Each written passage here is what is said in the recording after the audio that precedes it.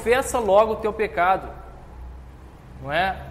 Fala dos seus pecados, das suas iniquidades, das suas impurezas, porque deixe de ser orgulhoso. O homem não pode se apresentar puro perante Deus. Você está sofrendo por conta, não é, do agregado, não é, da acumulação de pecados na sua vida. Então confesse a Deus. Eis que Deus não confia nos seus santos, nem nos seus santos, versículo 15, nem os céus são puros aos seus olhos. Ou seja, nem o céu, que naquela época, e até hoje, não é, era o panteão dos deuses, principalmente cananeus, né, daquela região, toda a região que hoje nós chamamos, né, de Oriente Médio, adoravam os exércitos dos céus, não é, irmãos? O que quer dizer isso? O sol, a lua e as estrelas. Até porque, conforme eu falei na sexta-feira, não é, os astros, até hoje para nós não é, irmãos? O sol é necessário, às vezes, para a senhora secar a roupa da sua casa, para o plantador, né, fazer sua plantação, isso é óbvio. Mas naquela época, mais ainda, os astros eram essenciais não só para a questão da agricultura, mas para a própria regência da ordem social. Então, os céus eram lugar de habitação dos deuses. Olhando para cima, não é, ainda mais naquela região árida, o céu azul límpido, puro. Até esse céu límpido era sujo aos olhos de Deus, era impuro aos olhos de Deus. Quanto mais o homem, que é terreno.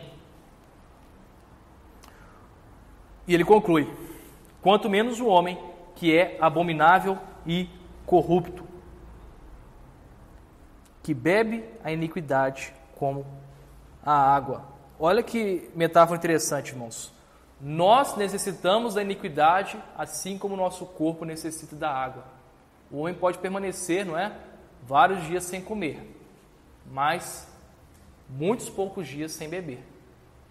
Não é verdade?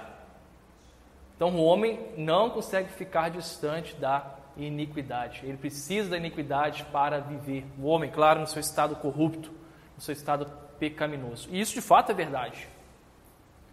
O problema aqui não é que este versículo é verdadeiro, não é, irmãos?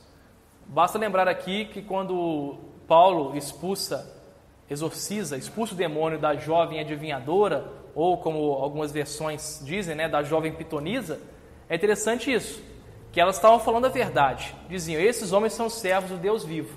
É verdade.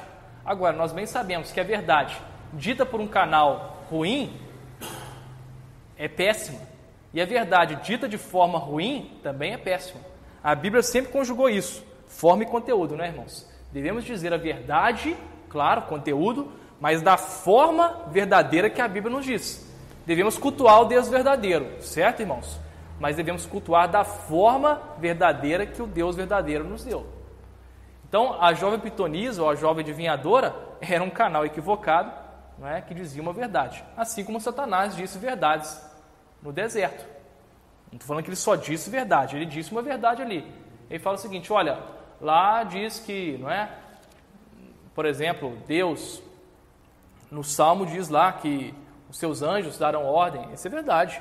Deus dará ordem aos seus anjos para guardar os seus servos. Ele cita a Bíblia, mas obviamente com intenções inteiramente perniciosas. Aqui é verdade. O homem é, como diz, ele faz abominável, o homem no seu estado natural é abominável e corrupto, e bebe a iniquidade como água. Só que aqui ele está dizendo isso, uma visão completamente distorcida da realidade. O homem é pecador, sim, é abominável, mas também temos um Deus perdoador. Para encerrar, devemos lembrar sempre aquilo que o próprio Lutero diz, não é, irmãos? Quando olho para mim, não vejo como me salvar, mas quando olho para Cristo, não vejo como me perder. O homem, se não levar essa verdade em conta, termina no desespero, como dizia Pascal, né? O homem que conhece a si próprio e não conhece Deus, torna-se nihilista, torna-se desesperado. O homem que conhece a Deus, mas não conhece seu próprio estado, isso até é uma impossibilidade, né? Conhecer o Deus verdadeiro e não conhecer seu próprio estado, ele cai, não é? Aí numa concepção hedonista, uma concepção não muito séria da vida. O ponto certo, como diz Pascal, é conhecer quem nós somos, ou seja, pecadores, miseráveis, carentes da redenção de Deus e conhecer o Deus verdadeiro, que é misericordioso, que é santo e que é absolutamente misericordioso para com os seus eleitos. Amém, irmãos?